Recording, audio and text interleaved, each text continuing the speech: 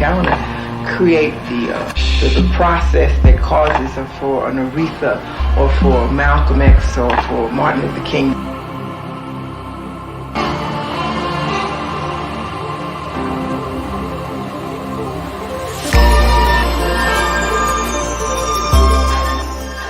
And we decided that it is time for us to take over our own lives and do it the way we know we want to do it as a people.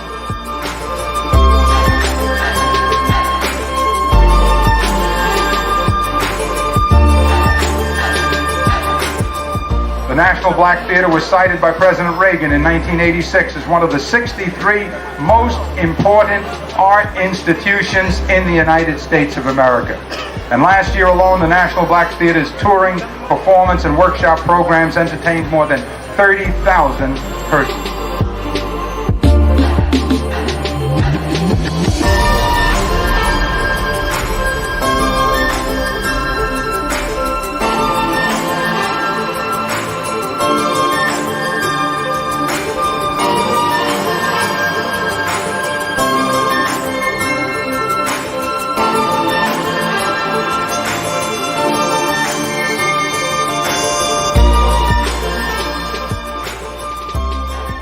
All Black artists must begin either to build or to support Black theaters in all the Black communities in America, theaters that should be concerned with the truth of our lives.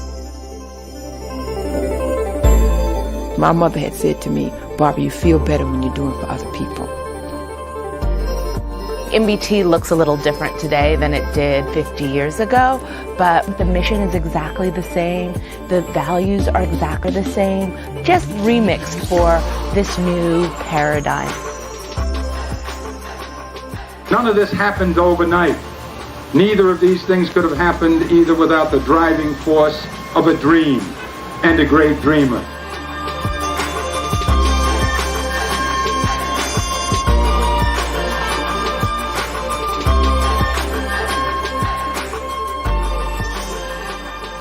So the first thing that one is told when they come to the National Black Theater is to have a love affair with yourself. And the next thing is to begin to try and love someone else.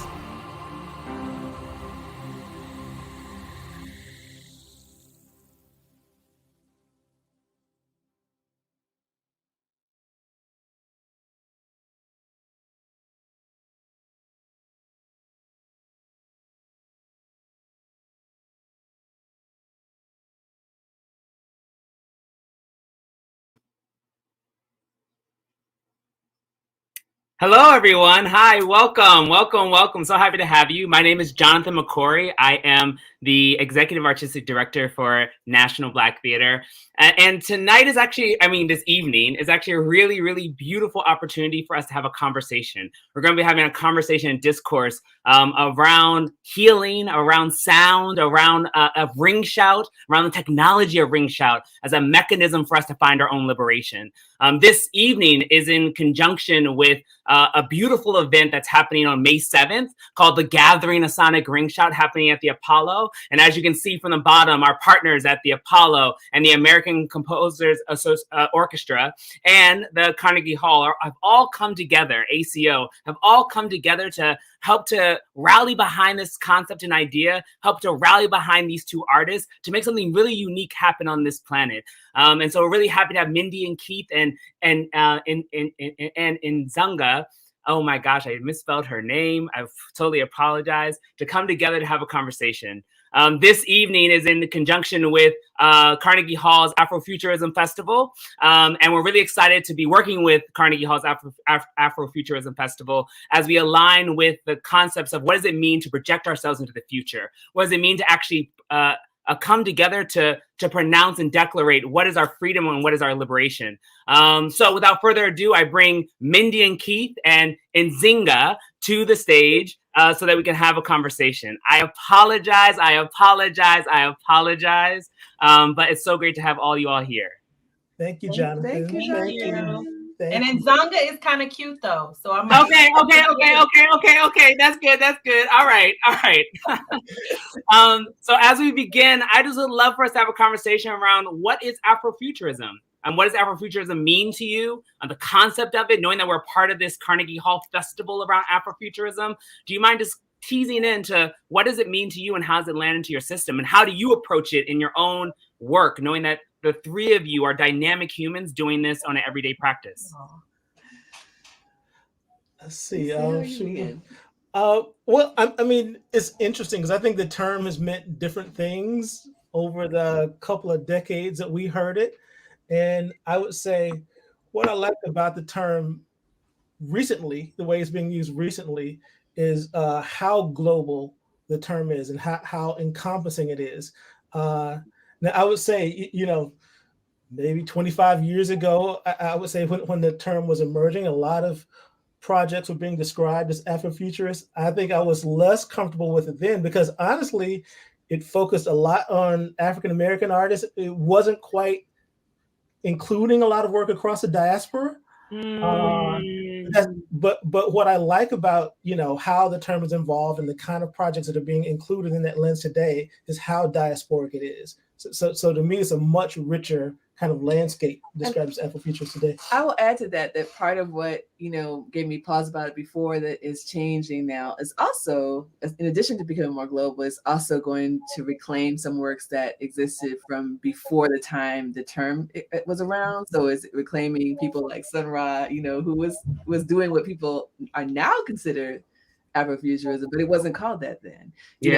We were interested in people like Sun Ra, but also, oh man, the name just went out of my head. Amos Tutola, from that, doing this like really imaginative stuff it's old, right? It's from the 50s, and so for us, like we see our work in this continuum, that's global, and that's also, from, way back before we had this language. What I like about it is that it's put it on people's plate, it's put it on people's table to say, hey, let's think about how we have always thought about the future. And one last quick point for me is that part of why I was excited to have this conversation with Nzinga today is because I want to complicate the futurist part. I want to think about the work that people are doing today that sometimes gets framed as futuristic and the things that have gone on in the past. I want to trouble that a little bit. Sorry, but I want to hear what Nzinga's going to say. No, it's good that you troubled the water because it was a good segue. Nzinga, please take it away. Yeah. I mean, how do you come into relationship to Afrofuturism and into the work that you do? So I think like Mendi and Keith and many of us, like Afrofuturism as a term is fairly novel. And I don't even think I really engaged it as a concept seriously until like the last 5 or 10 years. But when I think about the practice of different Africanist practices that people don't exist in a concept of linear time, the way folks tend to within Western constructs where there's a past, present, and future, and these things are very distinct.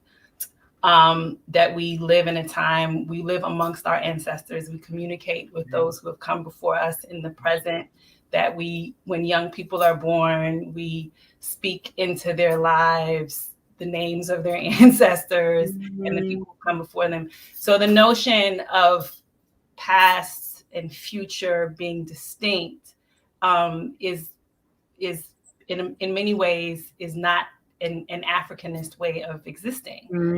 It has never been, right? And so even though that's part of our kind of our cultural lineage, it's part of our cultural heritage. So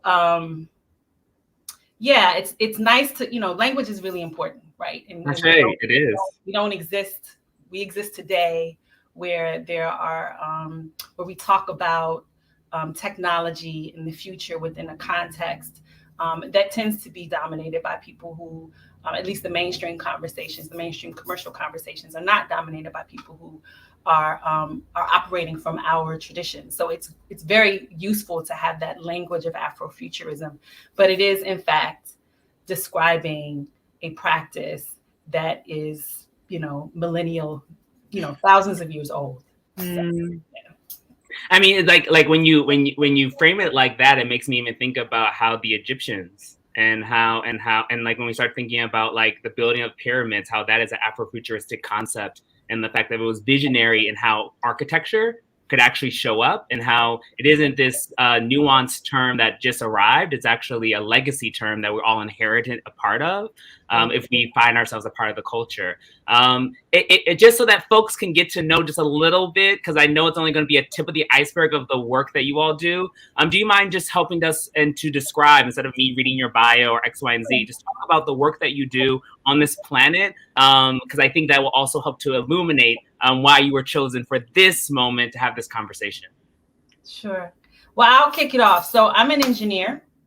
My father's an engineer. He co-founded an engineering firm that's headquartered in DC. He is a civil and structural engineer by trade and design. He still rides around the city pointing out structural deficits and things. And that's part of who he is as a person.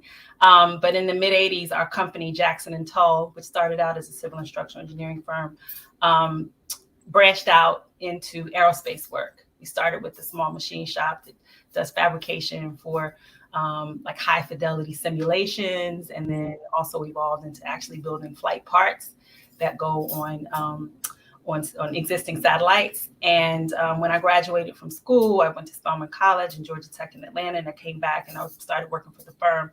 And my first job was with the Hubble Space Telescope. And so our company ran the high fidelity test simulator for years. We've been integral part of the mission operations team. That's the team I support. We're like really fancy, like ground-based mechanics. We make sure that the telescopes, all of its systems are functioning so that it can take all of the beautiful pictures that the really brilliant scientists, which I am not, assess so that they can learn more about our universe. So there's that piece. And I'm also a dancer. I've been on a break during the pandemic, but I was raised in West African dance traditions. I danced with Conquerant West African Dance Company that's based here in DC. And part of my introduction to that field was, my parents had a very Pan-Africanist sensibilities, right? So we're Black people living in America. My dad's is very entrepreneurial and has very strong technical capacity. And we had to make money and build wealth for our family. And we are, Black people who exist in the diaspora. So in ways, there are both of those. Practically, there is a lot of differentiation in kind of the social spaces, but in terms of the approach, the emphasis on creativity, the taking raw products so that you can tell stories or solve problems, so that you can advance, your own sense of freedom and the freedom of your community, they actually work very well in sync. So I'll leave that there. I mean, as y'all are hearing all this like wisdom dropping and brilliance dropping, think of the questions you might want to ask these folks, because like they kind of dopey dope. I mean, Mendi and Keith, let us hear about you. Thank you. First I have to say we're so excited to be here. It's really great to be in this space and to talk with both of you. Let's see, what can we say about our work? So our work in a nutshell, I mean, we're artists. Our work is based in music. We call it sound art. We work across a number of disciplines, but with a sort of sonic base. Just to give you some examples of the kind of projects that we've done, we'll talk about the current project, but in the past, we've done things like we made an app for Times Square called Compass Song, where people could walk around Times Square and hear poems and songs. Often we're working with songs from the African-American tradition that tell us something about space and time. So where the app was built around a song called Walk With Me. We did a project in Chicago where we played freedom songs from the rooftops of public buildings in downtown Chicago. And those were about time. So in the morning, we listened to a morning song. In the afternoon, we actually listened to a song that was about how you woke up, woke up this morning with a mindset of freedom. And in the evening, we had a song about evening, keep your lamps trimmed and burning. So we were thinking about the temporal information that we receive in this ancestral form. We've also done a project called Blue Speaker, where we work with a building on Fifth Avenue and sort of turn the building into a speaker by vibrating the windows on the facade of the building. And so we use James Baldwin quotes. We sort of wrap the building in James Baldwin quotes. Another piece called Blue Speaker from James Baldwin. So those are the kind of things that we've done in public spaces. We call these things sound installations, but they take a lot of different forms. So one thing we say about that is it's about music in space. So sound art doesn't mean anything to you. That's how we talk about it. Yeah. I mean, I want to let you finish. No, go ahead. No, what I think is really powerful. It's a great segue into this conversation around sound as healing. Sound as an algorithm that also talks around as a sonic wave that helps to actually have a conversation with legacy, history, and all of those beautiful confluences coming together, which kind of leads me into, if you don't mind, just talking about the RingShout, right? There's a project that National Black Theater, the Apollo, and thanks to Melissa and American Composers Orchestra for linking us all together, we are actually working on, which is to take a satellite to outer space, to do a actual RingShout in the universe, right? Yeah. And for folks who may not know what a RingShout is, do you mind just giving little concept and frame and bones around the RingShout as we talk about that ancestral technology, as we talk about sound as a source and mechanism that can live in structural spaces, but also be healing? Yeah, so I think we'll keep referring to the ideas behind that project, and also like why we're excited to be in conversation with Nzinga. So a lot of our work is inspired by a couple of things. So we've talked about music, dance is really important to us, and engineering is really important to us. And so while we've been thinking about this project for a number of years, we've been saying we should really have a conversation with Nzinga about this. We should really have a conversation. I know you have no idea. For years. Yeah. She doesn't know this. But this is conversation we've been having, right? Yeah. And so we're like, who knows a lot about both of these things, right? All right. So all right, back to what a RingShout is for anyone who doesn't know. So RingShout is a circular dance, right? I mean, that's what we call it in African America, right? We call it the RingShout. But you will see different names for this dance around the diaspora. And across African cultures, you'll see different names for these circular dances. But it's often a form of worship, right? And it is really difficult. I mean, we're talking about it as a dance, but it's a music form, it's a prayer form, it's a movement form. So all of those, also like an instructional for like about life. It tells you about life too. It teaches you, yeah. So as we mentioned with our past projects, a lot of these things are about taking information from the songs and making those things literal in some way.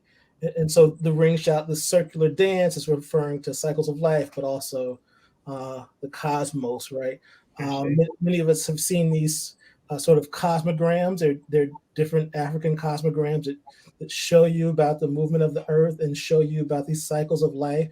That's what the dance is showing you. And so we thought, well, you know, how could we do that? Manifest it. How can we manifest it in a different way? Right. So we've been playing musical RingShouts for a long time, and we thought, well, let's make a satellite to do the dance. Yeah. that is just and Nzinga, I want to get you in here, but that's just like the bold, beautiful brilliance of, I think, Black visionaries. It's just like, oh, let's just do one in outer space. Like it just rolls out of the tongue like you're supposed. Like I just woke up this morning. But Nzinga, please bring some information that you might be carrying around RingShout, and so that people in the audience can know. Yeah. So yes, we have like throughout the diaspora this concept of circular movement as a way to channel, to connect with community, and then let the community be a conduit for ancestral realm. One of my favorite rhythms and movement patterns that we do is a rhythm called Jenafoli. And then it's done like the Senegambian region. But you start in a circle, and then you come out and you stay in the circle, and it is a spiritual dance. It's a calling forth of ancestors and supporting spirits in the space, to support whatever effort people in the human realm are trying to endure. And it's one of my favorite dances. It's really beautiful. A lot of arms and a lot of back, and gorgeous. And then the notion of, like, this is what we do with space study as it stands, right? When you have, it's a very heady enterprise. It's very academic. The astronomers are extremely bright people. They have all of the degrees and they do all of the things, but the really innovative, creative, and successful ones are very creative and they're very curious, right? So space is infinite. Like, it is not possible to contain it. And the whole idea is the more that, the more you study, the more you realize you don't know, which makes you want to study more. So it's a very expansive enterprise. And the way that we engage in space study, especially with space-based telescopes like Hubble, is that the astronomers will put in a bid, and they'll say, hey, there's this is a super simplified version of it, but there's this, area of space that we think something really fabulous, interesting, or curious is happening. This is why we think that. You point the telescope in that space and just see what you can see, right? And then collect the data and send it back to us and let us look at it and see what's happening. And so, like, that is the nature, the kind of curiosity-based, creativity-based practice as a way to kind of look out, to bring in, so you can learn more, so you can look out more with more perspective, more nuance, more texture. Like, that is what space studies are about. That's what the study of outer space is about. And within that context, like, why not sing a RingShout over orbit? What do you know about how that auditory experience, the vacuum of outer space, how will that interact with whatever energetic experiences are there? What might you tap into? It's part of, it's literally what we do in space studies. It's just super Black when Mendi and Keith do it. I mean, it's actually quite really beautiful to think about this, and I want to dig a little bit more into the concept of RingShout as also the source of liberation of the Black body, and we talk about the spirit of it, and we talk about how it was utilized in particular in the antebellum South for Black and brown bodies to utilize as a tool for their church and their religion and their liberation. Also knowing where the confinement of it was, but what does it mean to now put that into a limitless space called outer space where there is no confinement? I think that there's something really historically beautiful about it and restorative about the work that you're seeking to do that actually feels like it's giving our ancestors the frontier that they deserved when they started doing the RingShouts, especially in the antebellum South during slavery, where they no longer have to wake up in the morning going back into chattel slavery, that their technology can now go into a space to what Nzinga beautifully said is limitless. However, we don't have a limited amount of time to do this. So there is a beautiful, awesome piece of work that you want to introduce us to. And afterwards, just to let all the audience members out there, we are going to take questions and be able to do a Q&A. And we might go back to the RingShout just a little bit because I feel like it got really juicy, but we want to make sure you get to see and witness the work of these two brilliant artists. So Mendi and Keith, can you just prime us and get us ready to receive the film Lift that we're going to showcase? Yeah. So I want to say a quick thing. I know. What's your quick thing? No, go ahead. Well, okay, my quick thing is, the music has always taught us about what is limitless. So I don't know that I think the space is where it gets limitless. I think we think about space. Because we already know that the music is a space that is expansive, you know. And so that's why we could even imagine that, you know. And we're gonna get into this video piece that we're gonna show, but I would say, you know, something that we're always thinking about when we're doing our work is both the realm of the imaginative and responding to the built environment, right? Responding to our history of building, our history of construction. And so, I mean, one thing I know we wanted to ask Nzinga was, you know, how much the sort of tradition of Black engineering, I mean, we know you tapped into this history of sort of Black arts, classical African art forms, but I'm wondering, you know, how you think about the history of Black engineering, especially, you know, as it relates to sort of space programs. I mean, we know your family is not only has your family firm been in this business for a long time, but you're even connected, like you know people who were made famous by the sort of Hidden Figures book and that project. So there are all these connections. I'm just fascinated by the family story, and I'm trying to say that we've always been doing this work. That's my point. Yeah, just real quick. My dad's from Hampton, and Miss Johnson, Katherine Johnson, was one of the featured Hidden Figures, and his mother went to church together. Miss Pedro, who was not featured in the film, but lived across the street from my grandfather on Gale Street in Hampton. Every time we went home, we would always go visit Miss Pedro. She was really short, and which was important to me because I was small, and she made me feel like physically substantive. And she was brilliant. She was a human computer. That's how she referred to herself. I was one of the first computers with NACA. That was the first iteration of NASA.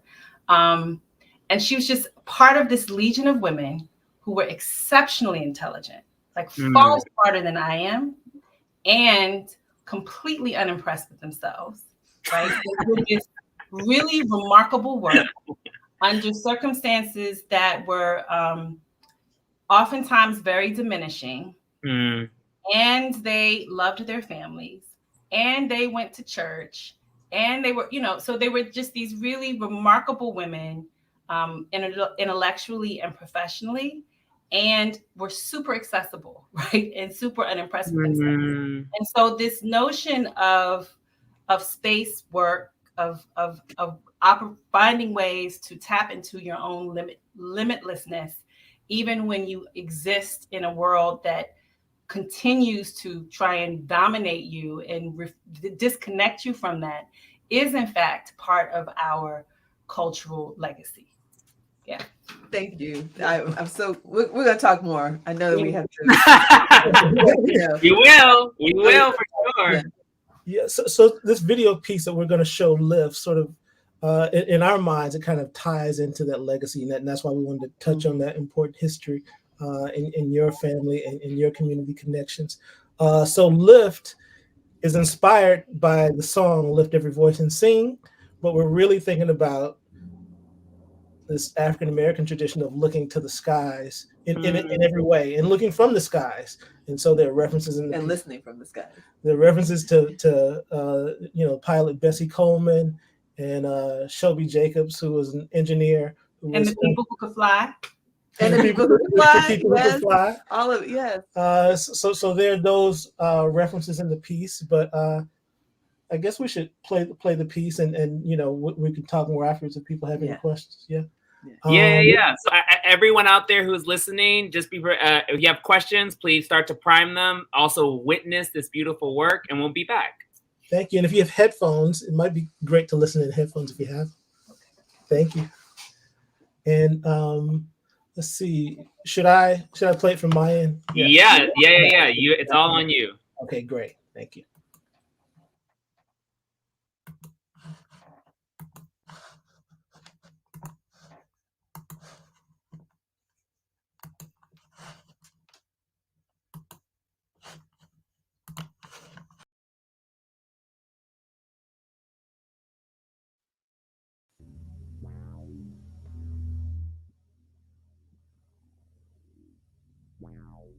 There once was a man who lived deep in the woods.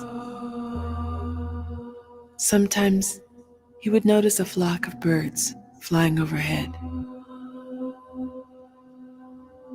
They sang the most beautiful songs as they passed him by. He liked to think that they were singing to him, even though he never sang to them.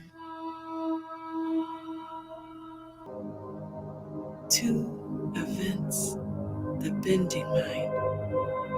If rain, if sun, if sky, the shine. Two events are in disguise. A raining sky is the fall's first sun. Two dear friends are in disguise. Two eyes in the sun. Two suns in the sky. Two dear friends are you and I. If the sun will shine, the fall will come. Two dear friends in one long line. The fall of the sun is the end of the sky.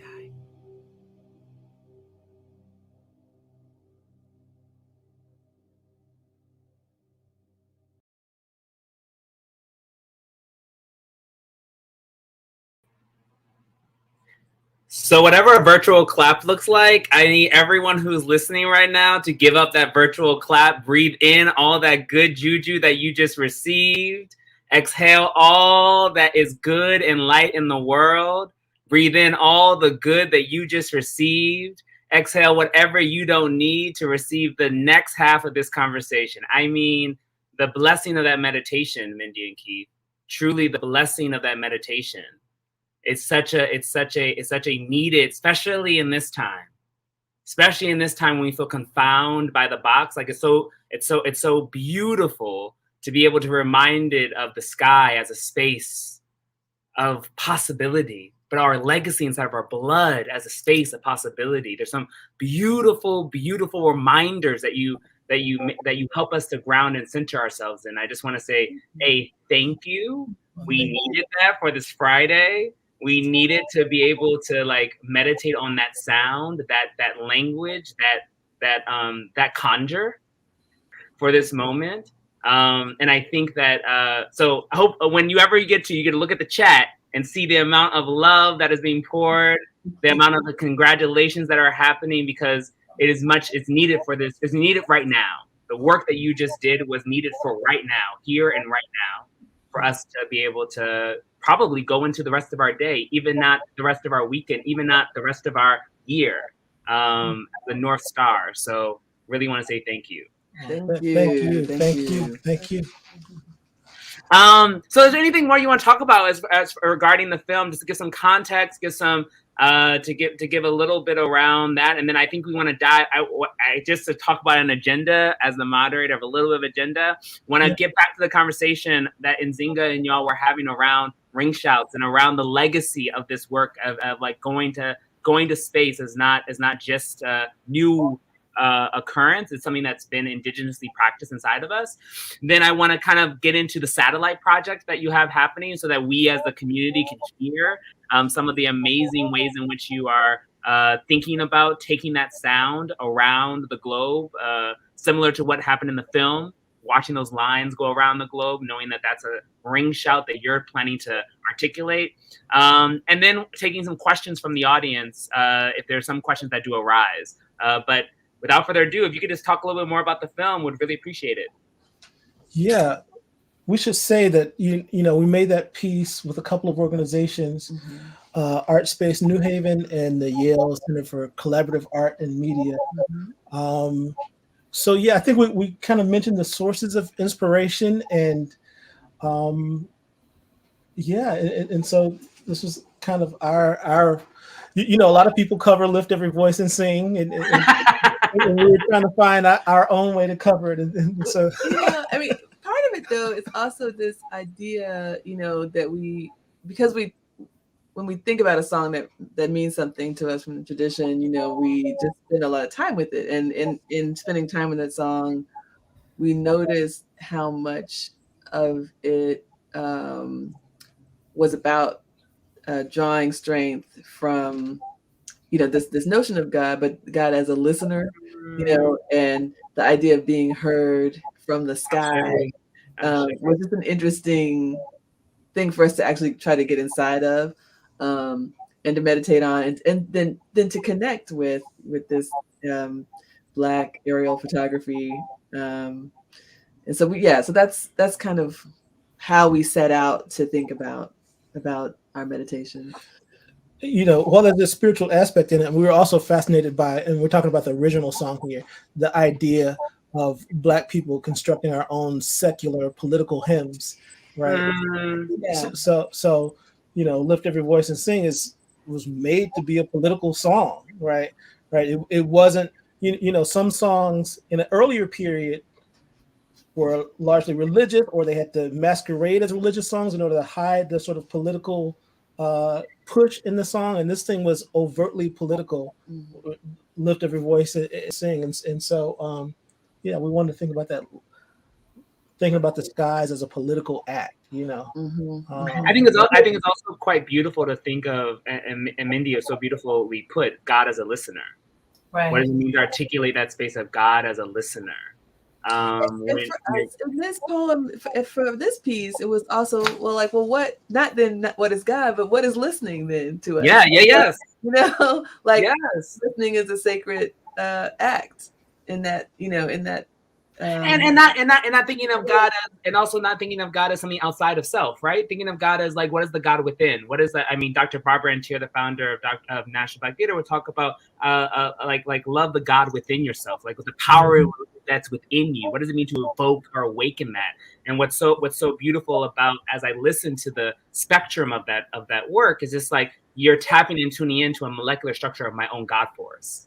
And listening force inside of me, and asking me to augment into a different kind of vertical that actually roots me in my present moment and my present body. So that's why part of that celebration at the top was not just about yes, you create a piece of work, yes, it is beautiful, but the spiritual algorithm, the matrix behind it re-augments my core so that I can then begin to approach, just like what a RingShout, it's just that technology of what the RingShout did for our ancestors in my mind, my third eye, mind's eye, of how do I stay resilient? How do I stay limitless in this oppressive system? Well, if I can find that thing that anchors my core, I can actually withstand anything. I become limitless. There's an unbreakable bond to a vision of myself and a vision for my legacy. And I think that's also what I meant by part of the celebration. If I wanted to annotate it some more, it was connected.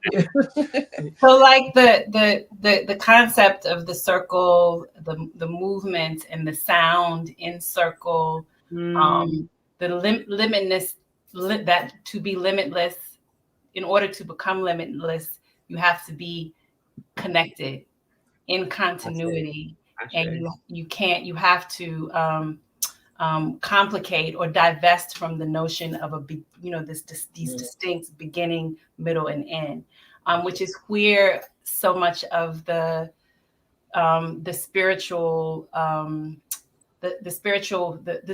ritual through movement and song of connecting to the ancestors comes in the circle, because you get to the expanse by being the more connected you are. So it's a remembrance that we have as Africans in the diaspora, with varying levels of kind of intellectual awareness of it. Kids on the playground, they always come into a circle, right? And even when you come into the center, you come into the center to engage and to, express yourself as an individual, and you come back to the circle, right? And then someone else has a time. And so, yeah. Oh. Yeah. No, that's so deep. Yeah. It is so deep, y'all. It is so deep. Oh my goodness, I'm blown.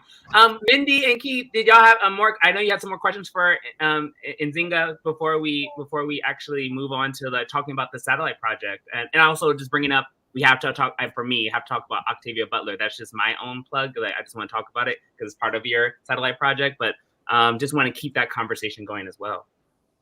We have a lot. We could talk to Nzinga for the whole time. Come on, give us a glimpse. Give us a glimpse in. We here. No, we're really fascinated by, you know, how you think about your work at the family firm. I mean, we're fascinated by this tradition of, you know, Black makers, you know, especially when it's happening in a family, and especially when it's this work that is so tied to the physical infrastructure of the country, to our imaginings, but also coming from like a Black Mecca, you know, DC, where so much Black culture comes from. So it's, all of these things together make your family story really fascinating to us. Yeah. Please go ahead, Mendi. Well, no, it was, you know, like one of the questions that we kind of laid out was about, do you and you kind of talked about this a little bit, you touched a little bit on it before, is does dance inform your practice in engineering? And then also, you know, you said in an interview recently that, you know, that growing up in DC made a lot of things feel possible. And so just, you know, what that made me think about was like, oh, the work of the imagination in, like, I don't know if it's making a life plan or just thinking about how far out you can go. And I just wonder, what is that? What is art and the imagination? Right. So I'll start there. So the older I get, the more I appreciate. I'm 46. I was born in 1975. So I was like, I came of age in the chocolatest of chocolate cities, like the classic. And so you know, I had my immediate family. I had my parents and their political leanings. But then I had this entire expanse of, you know, 600,000-700,000 people, the overwhelming majority of whom were all different kinds of Black people, right? And so no matter what my individual, the socio-political makeup of my home, like we, you know, if I had grown up with those exact same parents in Idaho, right, or in you know, southern Mississippi or in Anchorage, Alaska, I would have had a radically different experience, right? Yes. It was really the experience of community that created my little universe as a kid. Okay. And in the DC of the 70s and 80s, there was every single kind of person I could imagine. There was a Black one, right? A man and a woman. So, and so I did not have, because of, you know, who my parents were and the schools I went to and the circles I engaged in, I had an intellectual awareness of racism and white supremacy and how that marginalized people in certain historical contexts, but I had no practical experience with that because it was just completely foreign to my lived experience. Like every single day, whether, you know, the teachers and the doctors, the drug dealers, the bus drivers, everybody's Black, right? Yeah. So anything I could conceive of, there was no limit to my concept of, certainly not as a Black person or even as a Black female. It was not part of my consciousness. Mm-hmm. Mm-hmm. And so that was very formative and extraordinarily powerful. And as I've gotten older, rare for Black people who live in this country. So I feel very grateful for that. And it's not because I did anything right. It just happened to be where I came up. But it also has kind of informed a sense like I didn't do anything to deserve that existence.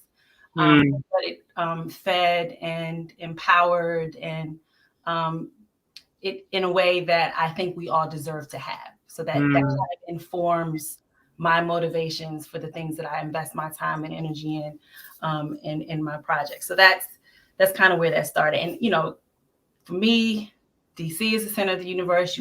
If you let my dad tell it, Hampton is the center of the universe. I'm telling you, there's something special about them Black people in Hampton. Like they got a whole different time. You know what I'm saying?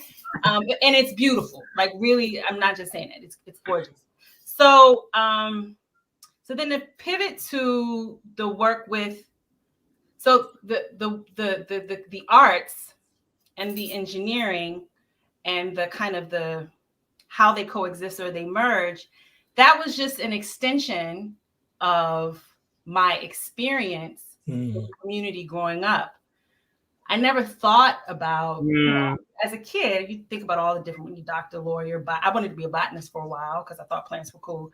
But there was no sense of compulsion to figure anything out, right? I just did what I thought was interesting, that I had exposure to within the limits of whatever my parents decided was good or not. But I had a lot of intellectual and energetic freedom. So I had an aptitude for math and science, and my father was an engineer, and he is, you know, a living, like he exists through engineering, and we had a resource. So I was like, okay, I can do that. And, you know, and I ran track for a good long while. And then I also had this experience with the African dance community as a little kid that I stopped in junior high school, that I reconnected with at Spelman College. So you know, whatever pulled my intellectual self, my spiritual self, whatever I felt strongly about, that's what I cultivated. And that's what I was privileged enough to always have community in that because of the way I grew up. And then by extension, towards the end of my childhood at Spelman College, it rounded it out. So, you know, it was only until I was an adult that I really had an appreciation that people are supposed to choose.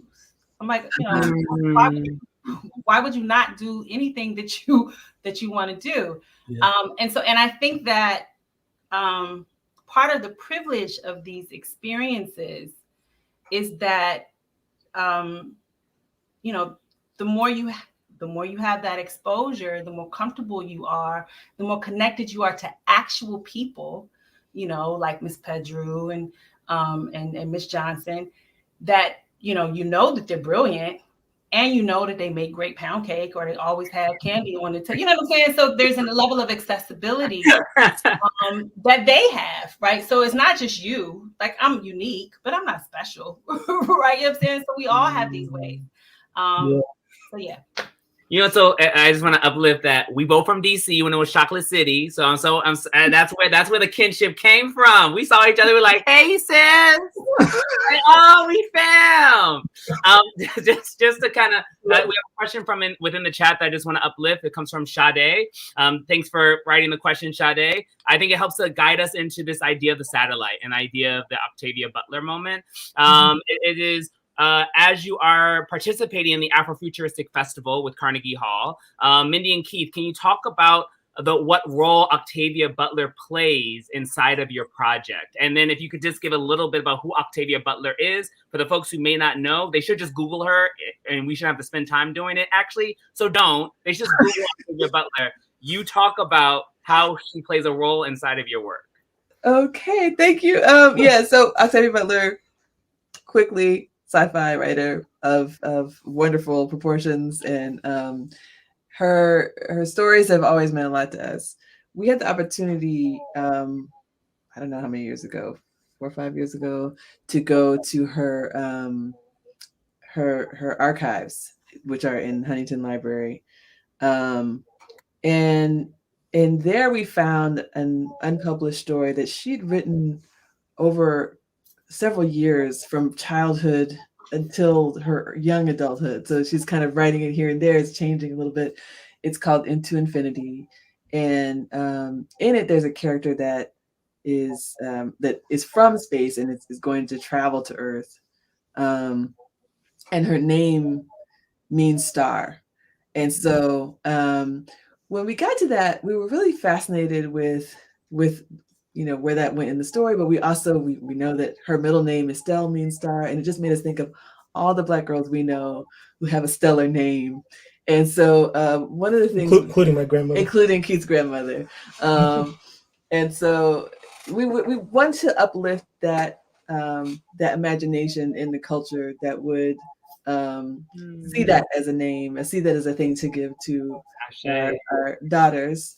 And so part of what the musical satellite is going to do, including play a ring shout called Watch the Stars, is to include interviews with Black girls whose name means star. So that's a call out to all people. If you know women identified bodies who are named Star, these two humans need to know them. All right. Okay. I just want to make sure that you heard that. That was a call out for young self-identified women who named our star to come forth.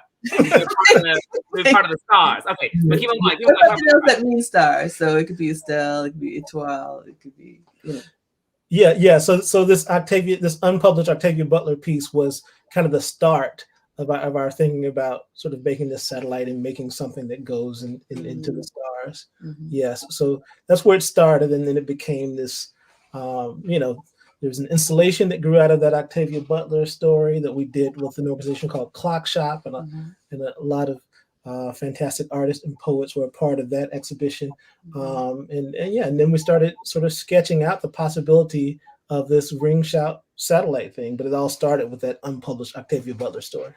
And I just want to update and just let everyone know, because y'all hearing it first, we didn't do a press release about this yet, but National Black Theater, the Apollo, and ACO, American Composers Orchestra, are all working together to help uplift these two Black artists to actually go to what? The stars. Yes. We're taking it to the stars, y'all. Yes. And I just want to give a big shout out to Derek, the artistic director of ACO, for really helping to make sure this connection all happened. Because without him, this wouldn't have begun. But it is really, really amazing that that in this moment we get to actually have the conversation of taking a visionary writer like Octavia and the wisdom and the vision of you as innovators and creators, and actually bring our community, our indigenous practice to the stars in such an intentional way. And I have to say that it is really important for us to be doing this work with you, with these organizations that have meant so much to us in different moments, and to have that happen together also is really, I can't express what it means that, if we had been able to do it ourselves, that would have been one thing. It's a very different thing to do it in community with these organizations. To us. So, thank you. Yeah, thank you. Indeed. So as we round out our time together, is there any last bit thoughts that you want to share? Anything that you want to uplift before I do my little closeout? Bim, bam, boom, shaboom. I mean, Instagrams are coming up. Ways to follow. We about to get down with the aftercare, because we want to follow all of y'all. Y'all just some brilliant humans. I mean, it's kind of dope. But is there any last thoughts that you want to share with the world? I would just like to say this has been so much fun, and it's there's nothing more affirming than being brought in by your people. I know Mendi and Keith since Spelman and Morehouse days, and I've watched their evolution as artists pretty much from afar. But it's just so affirming to see my peers as adults, which I don't fully identify as one yet myself. All of these grown people doing all of these interesting, brilliant things as part of a continuum. I say that is what I recall intellectually, and what I recall kind of emotionally and spiritually, and it's just such an affirming experience on a Friday evening, and I very much look forward to us continuing the conversation you all have been having in your heads. Yes. My actual human self. So that's we feel the same, Nzinga, watching you from afar as well. It's just been amazing. It's been amazing for us. Truly amazing and inspiring. Yeah, but there's more conversation to come. More to come. So to let everyone know out there in the universe that's listening, this is only just the beginning of multiple conversations that we will be having around this work. This also is in conversation with a work that everyone can go to. They're taking us to the stars, and National Black Theater, the Apollo, and ACO, American Composers Orchestra, are all coming together on May 7th at the Apollo to do The Gathering, a Sonic RingShout. That will be building off of all the wisdom that we've said around the RingShout, and it will be a beautiful evening of music and sound and healing and gathering and conversation. So if you want to know more about what we are doing, how we are navigating, there are a lot of ways to do that. You can follow all of us, the National Black Theater, the ACO, American Composers Orchestra, and the Apollo. Follow us on our Instagram, Facebook, Twitter, sign up on our mailing list. All those are ways in which to engage with us. Also, this was a free public program. You got to see a beautiful film for free, all right now? That is only able to happen because we have people able to donate to make sure that this is able to happen. So if you want to help to make sure that these three organizations are able to continue to root ourselves in our truth and in our wisdom and be able to do take steps that are actually innovative steps to actually creating community, make a contribution. As I like to say, $1, $2, $87 million. They all help just to make sure that we all get to do the work that we want to do. They laughing because they know it's true. Come on now, a satellite ain't cheap. So all of it helps. All of it helps. And then lastly, if you enjoyed the conversation you had today, please share it. This will live on YouTube, and this is an opportunity for you to give a gift. Give a gift of sound, give a gift of community, give a gift of innovation or inspiration. As we're in these very crunchy, dynamic times, I think conversations like this are important to share as a love note to people that are within our community. And then lastly, we're gonna take a unifying breath. I know none of them are prepared for this, but this is what we do at the National Black Theater. We're gonna take a unifying breath together just so that we're all on the same page. And I invite everyone who is listening to the sound of my voice, just follow these little instructions to allow for ourselves to ground in the experience that we had, to root ourselves in our truth, and to allow us to guide ourselves into the Friday we are meant to have and the weekend that we are destined to claim. So if everyone can put their 2 feet flat on the ground, or however you can, connecting yourself to Mother Earth, acknowledging the presence of Mother Earth, traveling up through your legs, and allowing the energy from the crown, the royal, the abundant you to travel through the crown of your head and land into the center of your system. We're going to take a little breath together, a unifying breath, and I'm going to give you a little bit around my technology around breath so that we're all on the same page. Breath is a very important thing. Breath is the thing that allowed for this instrument, this vessel, this gift, this machine to operate. Breath is the thing that woke you up this morning. So with that, we're going to take a unifying breath, knowing that the space and time which you'll be able to occupy will never happen again. This time that we have carved out to hear, witness, and be present to each other will never happen ever again in this way. So with that, we honor it with a unifying breath. And when we breathe in, I ask that we breathe in love, possibility, joy, all the good stuff to root and bake itself into our system. We allow the sound of that breath to bake and root into our system. And that when we exhale, we actually imagine the exhale as a gift. So it wraps around everyone that's in our presence, everyone that's in our space, so that we are lighter, brighter, abundant human beings able to do the work we were called on this planet to do. So the count of 3, inhale in, exhale out, and thank you so much for joining, supporting, and being a part of this conversation. On the count of 3, 1, 2, 3, inhale. Then exhale.